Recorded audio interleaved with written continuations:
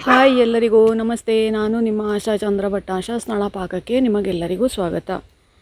ಈಗ ಎಲ್ಲ ಕಡೆ ಕೂಡ ಮಳೆಗಾಲದ ಜೀಗುಜ್ಜೆ ಅಥವಾ ದೀವಿ ಹಲಸು ಅಥವಾ ಬ್ರೆಡ್ ಫ್ರೂಟ್ ಅಂತ ನಾವೇನು ಹೇಳ್ತೇವೆ ಅದು ಬೆಳೆಯುವ ಟೈಮ್ ಈಗ.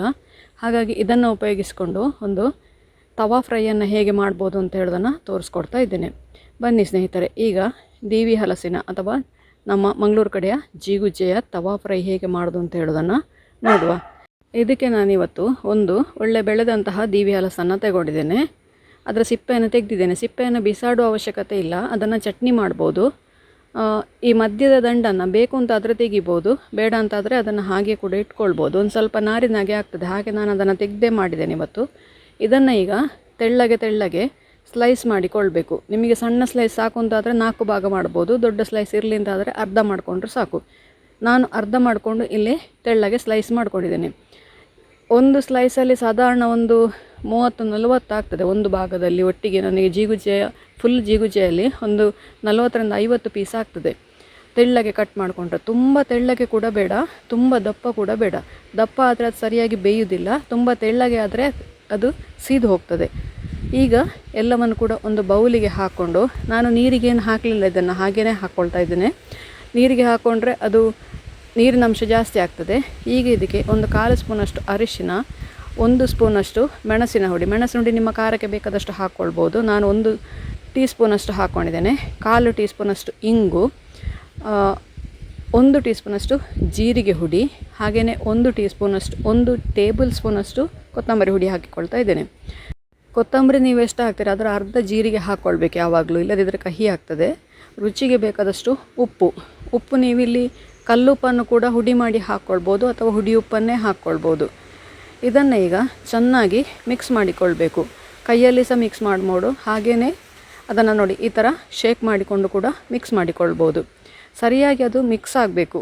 ಬಿಡಿಸಿ ಎಲ್ಲವನ್ನು ಕೂಡ ಅಂಟಿಕೊಂಡಿದ್ರೆ ಅದನ್ನು ಬಿಡಿಸಿಕೊಂಡು ಮಿಕ್ಸ್ ಮಾಡಿಕೊಳ್ಳಿ. ಮಿಕ್ಸ್ ಮಾಡಿದ ನಂತರ ಒಂದು 10 ನಿಮಿಷ ಅಥವಾ 15 ನಿಮಿಷ ಅದನ್ನು ಹಾಗೆ ಮುಚ್ಚಿ ಇಡಬೇಕು. ನಾವು ಉಪ್ಪು ಹಾಕಿರ್ತೇವೆ, ಆ ಉಪ್ಪಿನಿಂದಾಗಿ ಅದೊಂದು ಸ್ವಲ್ಪ ನೀರು ಬಿಟ್ಕೊಳ್ತದೆ. 15 ನಿಮಿಷ ಇಟ್ಟರೆ ಕರೆಕ್ಟಾಗಿ ನೀರು ಬಿಟ್ಕೊಳ್ತದೆ ಅದು. ಇದನ್ನು ಈಗ ನೋಡಿ ಈ ಥರ ಚೆನ್ನಾಗಿ ಮಿಕ್ಸ್ ಮಾಡೋದ್ರಿಂದಾಗಿ ಅದಕ್ಕೆ ಉಪ್ಪು ಖಾರ ಎಲ್ಲ ಕೂಡ ಎಳೆದುಕೊಳ್ತದೆ. ಇದಕ್ಕೆ ಬೇಕು ಅಂತಾದರೆ ಶುಂಠಿ ಬೆಳ್ಳುಳ್ಳಿ ಪೇಸ್ಟ್ ಕೂಡ ಹಾಕಿಕೊಳ್ಬೋದು, ಹಾಗೆ ಆಮ್ಚೂರು ಪೌಡ್ರ್ ಕೂಡ ಹಾಕಿಕೊಳ್ಬೋದು. ಇದರಲ್ಲಿ ಹುಳಿ ಅಂಶ ಬೇರೆ ಎಂತ ಸೇರೋದಿಲ್ಲ, ಹಾಗಾಗಿ ಆಮ್ಚೂರು ಪೌಡ್ರ್ ಕೂಡ ಹಾಕ್ಕೊಳ್ಬೋದು. ನಾನು ಹಾಕಲಿಲ್ಲ ಇವತ್ತು. ಶುಂಠಿ ಬೆಳ್ಳುಳ್ಳಿ ಪೇಸ್ಟ್ ನಮಗೆ ಎಲ್ಲ ದಿನಗಳಲ್ಲಿ ಹಾಕಲಿಕ್ಕೆ ಆಗೋದಿಲ್ಲ, ಅದನ್ನು ಏನಾದರೂ ಫಂಕ್ಷನೆಲ್ಲ ಇದ್ದರೆ ಹಾಕಲಿಕ್ಕೆ ಆಗೋದಿಲ್ಲ, ಹಾಗಾಗಿ ನಾನು ಇವತ್ತು ಹಾಕಲಿಲ್ಲ.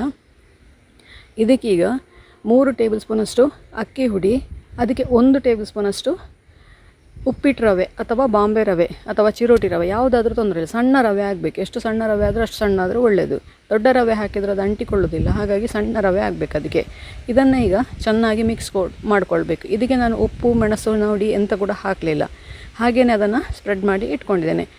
ಈಗ 15 ನಿಮಿಷದ ನಂತರ ನೋಡಿ, ಇದೀಗ ನೀರು ಬಿಟ್ಟಿರ್ತದೆ, ಒಂದು ಸ್ವಲ್ಪ ಪಸೆ ಇರ್ತದೆ ಅದರಲ್ಲಿ.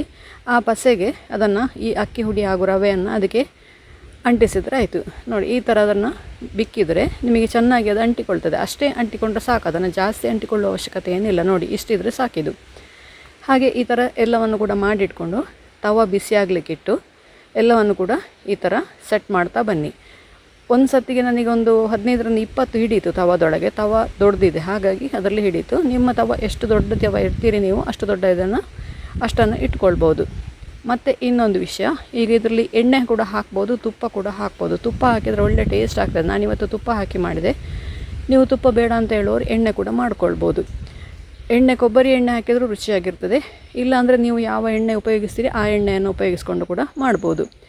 1 ನಿಮಿಷಕ್ಕೊಂದು ಸತಿ ಇದನ್ನು ತಿರುಗಿಸಿ ಎರಡೂ ಕಡೆಯನ್ನು ಕೂಡ ಒಂದು 6-7 ನಿಮಿಷವರೆಗೆ ಬೇಯಿಸಬೇಕಾಗ್ತದೆ. ಒಂದು 3 ನಿಮಿಷ ದೊಡ್ಡ ಉರಿಯಲ್ಲಿ, ಹಾಗೆಯೇ ಒಂದು 3-4 ನಿಮಿಷ ಸಣ್ಣ ಉರಿಯಲ್ಲಿ.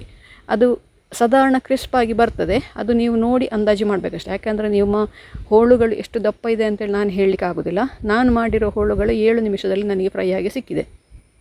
ಎಲ್ಲವನ್ನು ಕೂಡ ಒಂದು ಪ್ಲೇಟಿಗೆ ಹಾಕ್ಕೊಂಡು ಬಿಸಿಯಾಗಿ ಅದನ್ನು ಸರ್ವ್ ಮಾಡ್ಬೋದು.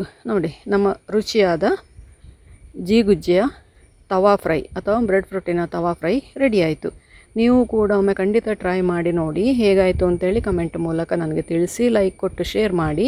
ನೀವಿನ್ನೂ ನಮ್ಮ ಚಾನಲನ್ನು ಸಬ್ಸ್ಕ್ರೈಬ್ ಮಾಡ್ಕೊಳ್ಳಿಲ್ಲ, ಸಬ್ಸ್ಕ್ರೈಬ್ ಮಾಡಿಕೊಂಡು ಪಕ್ಕದಲ್ಲೇ ಇರುವ ಬೆಲ್ ಐಕಾನ್ ಒತ್ತಿ ನಮ್ಮನ್ನು ಸಪೋರ್ಟ್ ಮಾಡಿ. ಮುಂದಿನ ವಿಡಿಯೋದೊಂದಿಗೆ ಇನ್ನೊಂದು ಹೊಸ ರೆಸಿಪಿಯೊಂದಿಗೆ ಪುನಃ ನಿಮ್ಮನ್ನು ಭೇಟಿಯಾಗ್ತೇನೆ.